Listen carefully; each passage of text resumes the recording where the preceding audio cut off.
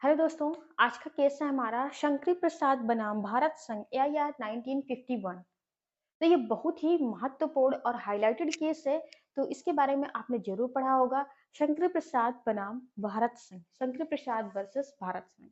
तो आखिर इस केस में ऐसा क्या हुआ था जो इतना हाईलाइटेड था? चलिए शुरू से लास्ट तक देखते हैं। इस केस में यानी कि ये केस शुरू होता है जब हमारा देश आज़ाद होता है। जब हमारा देश आज़ाद हुआ, तो आप जानते हैं उस समय हमारे देश की आर्थिक और सामाजिक स्थिति अच्छी नहीं थी। तो सरकार ने बहुत से नए-नए प्रोग्राम बनाए जिससे कि देश की आर्थिक स्थिति सही की जाए और सामाजिक स्तर में भी सुधार लाया जाए। भूमि सुधार आंदोलन, भूमि सुधार आंदोलन उत्तर प्रदेश, बिहार और मध्य प्रदेश इन तीनों स्टेट्स में चलाया जा रहा था। क्योंकि आप जानते हैं कि देश की आज़ादी से पहले हमारे यहाँ जमींदारी व्यवस्था थी। तो जमींदारी व्यवस्था में जिस व्यक्ति के पास ज़्यादा भूमि थी, उसके पास बहुत ही ज़्यादा थी और जो गरीब था, जिसके पास भूमि नहीं थी, उसके पास बिल्कुल भी नहीं थी। तो यहाँ पर क्या हुआ, भूमि सुधार आंदोलन में जिनकी ज़मीन है, उनको उनकी वापस की जाए और जिस व्यक्ति के बाद पास बहुत ही ज़्यादा ज़मीन है, यानी कि किसी एक व्यक्ति के पास बहुत ज़्यादा ज़मीन है, उसे गवर्नमेंट अपने अंडर में ले रही थी।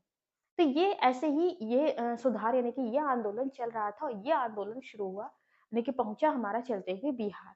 तो ये भूमि सुधार आंदोलन जब बिहार पहुंचा तो बिहार में ही थे शंकरी प्रसाद।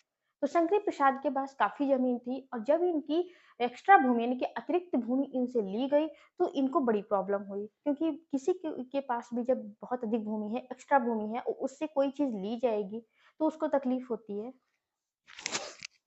तो इन शंकर प्रसाद से जब इनसे अतिरिक्त भूमि ली गई तो इन्हें प्रॉब्लम हुई, क्योंकि किसी व्यक्ति के पास कोई भी वस्तु हो अगर उससे ली जाती है तो उसे प्रॉब्लम होती है।